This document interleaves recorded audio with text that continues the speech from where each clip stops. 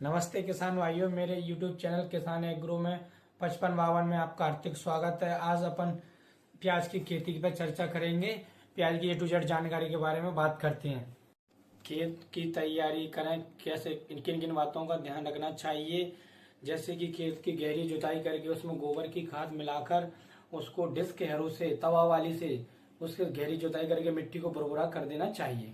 कि प्याज की बुवाई के लिए खेत में क्यारी तैयार करें, जिसमें प्याज की बुवाई कर देना चाहिए और 40 से 45 दिन में क्यारी पौध ट्रांसप्लांटिंग के लिए तैयार हो जाती है। उसके बाद किसान भाइयों, जो रुपाई के लिए जो नर्सरी तैयार हुई है उसके लिए निम्नलिखित बातों का ध्यान रखें।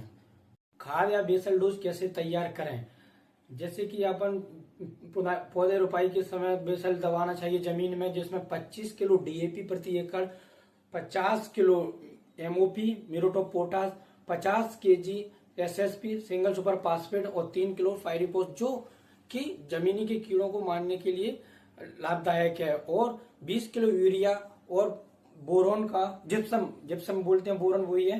किसान भाइयों जी, आपका बेसल डोज तैयार हो गया। आगे बात करते हैं कि प्याज की रोपाई करें तो 2 विधियों से कर सकते हैं, जिसमें पहली विधि क्यारी बनाकर और दूसरी विधि बेड बनाकर तैयार कर सकते हैं। भाइयों, रोपाई के 20 से 22 दिन में पहला खाद दें, जिसमें 3 किलो सल्फर 90% वाला और कॉम्बी 2, या कॉम्बी 2 आपकी जगह नहीं मिलता तो इसकी जगह पे माइक्रो न्यूट्रिएंट्स वाली किट 5 किलो और 30 किलो यूरिया या 30 किलो या 1 kilo potash muriate of potash या 98% वाला प्रति एकड़ के हिसाब से डालें। करते हैं कि दूसरा खाद कब और किस टाइम डालना चाहिए। जैसे कि आपकी रोपाई से 50 से 52 दिन की हो जाए प्याज की खेती, उसमें पहले दूसरा खाद डालना, जिसमें 30 किलो यूरिया, 10 kg डेंजाइम गोल्ड डालना चाहिए। किसान भाइयों, अब आगे अपन चर्चा करते हैं जिसमें प्याज की खेती में कौन कौन से रोग आते हैं, रोगों के बारे में बात करते हैं। जैसे कि जलेबी रोग, ब्लाइट और डंपिंग ऑफ पर्पल ब्लॉज इत्यादि रोग इसमें आते हैं, देखने को मिलते हैं। जैसे कि अपन ने रोगों की बात करी, इसी के साथ अपन कीटों की बात करते हैं कि प्याज में कौन कौन से कीट आते हैं। जैसे कि थ्रिप्स, माइट्स का कहीं कहीं अटैक मिलता है, लेकिन प्याज में बहुत कम देखने को मिलता है, कहीं कहीं किसी किसी जगह। अब अपन इसमें स्प्रे की बात करते हैं, जैसे इनकी कीटों की और रोगों की रोकथाम के लिए पहला स्प्रे 20 से 25 दिन के अंतराल पर शाम के टाइम, जिस टाइम खेत में नमी हो उस टाइम स्प्रे अच्छा काम करती हैं, ये दवाइयां अच्छा काम करती हैं। जैसे कि मेटालिस मैंकोजिब 40 ग्राम प्रति टंकी के हिसाब से स्प्रे, और इसी के साथ एक टॉनिक ले सकते हैं जैसे कि हाइएन 50 ml प्रति टंकी, और इसी के साथ एक और ले सकते हैं रोगर 30 ml प्रति पंप के हिसाब से, प्लस सिलिकॉन क्या होता है, जैसे दवाई को फैलाने का काम करता है पत्तों पर।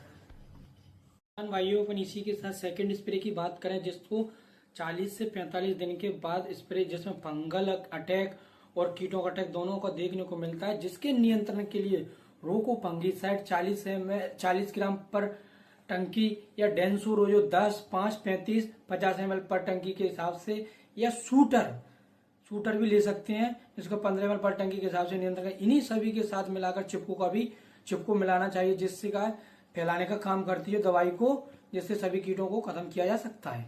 भाइयों, इसी से अपना रोग कंट्रोल और कीट या फंगस कंट्रोल नहीं होता, तो इसके लिए अपन टेबुकोनाजोल 12 ग्राम पर पंप एमिस्टाटॉप फंगीसाइड है, जो 20 ml पर टंकी के हिसाब से लेते हैं, या धानुका का लार्वो आता है 40 इमीडा, पिप्रोलिन प्लस इमीडा 40 रहता है। इन सब का स्प्रे करने से अपन प्याज की खेती में अच्छा रिजल्ट देखने को मिलता है। धन्यवाद किसान भाइयों। अपन अब एक प्याज में मुख्य समस्या आती है प्याज की खेती में, जिसमें कंद छोटा रह जाता है, उसका साइज बराबर प्रॉपर नहीं मिलता, जिससे मार्केट में भाव भी कम देखने को मिलता है।